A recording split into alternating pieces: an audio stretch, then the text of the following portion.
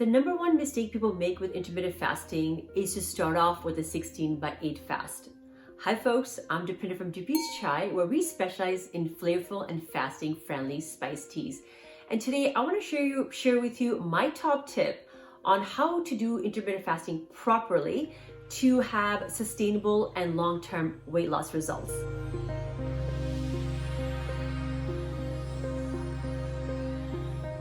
Our top tip is to focus on the feeding window, the time that you're actually eating.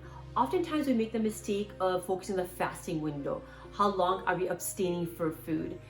If your body is used to eating at will, maybe even late night snacking, and then you force it to fast for 16 hours, it will fight you with a vengeance. And that's what oftentimes makes intermittent fasting very difficult, is we jump into something without incrementally, gradually working towards our final goal.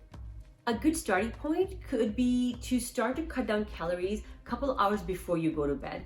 Ideally, you want to do 3 hours before you go to bed, but it's your lifestyle. You're working towards a sustainable change. So maybe for you, it might just be 30 minutes before you go to bed, 1 hour, 2 hours, eventually working towards that 3 hour of cutting off calories before you go to bed. And once you find a sweet spot where you're comfortable cutting off calories at this time before bed, let's focus on now when you wake up. When you wake up, and if you're used to having breakfast right away, let's try extending it by 15 minutes, by 30 minutes, by 1 hour. So little by little, what you'll find is you'll come to a good time for you that is doable and not so stressful for the body to feed and fast. When you practice cutting down calories like this, you'll notice little by little that your feeding window is shrinking and your fasting window is expanding. And if you can get yourself to the 12-hour feeding or fasting mark, that is ideal. For many of us, that's quite plausible. Say you go to bed at 10 o'clock and you start to cut off calories at 7. You wake up and you can start to eat breakfast at 7. That's a 12-hour eating window or 12-hour fasting window, 7 to 7. Now, don't knock this until you tried it. I myself did the same intermittent fasting routine for years and lost a stubborn 20 pounds of post-pregnancy weight with this method alone. Here's why this method works. Number one calorie culprit for many of us is late evening snacking. Oftentimes we'll send that last email out, put the kids to bed, and relax for the TV, maybe grab a cookie, some chips, and now you're thirsty, so you grab I'll just grab a glass of wine or some soda. This is just empty calories. They're gonna sit in your system and make you fat. That was happening to me.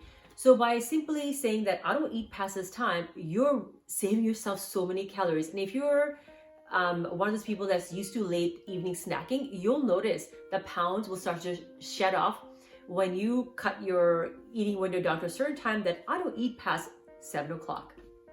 The second reason this works is because you're setting up good long-term habits. Let's compare intermittent fasting to working out. Say you go out for a 5K run right off the bat and you haven't really ran for a long time.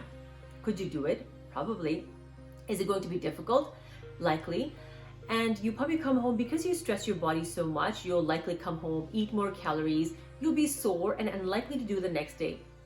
So what was the final result of this 5K run? Did we achieve the goals that we want? Did we make it a lifelong habit?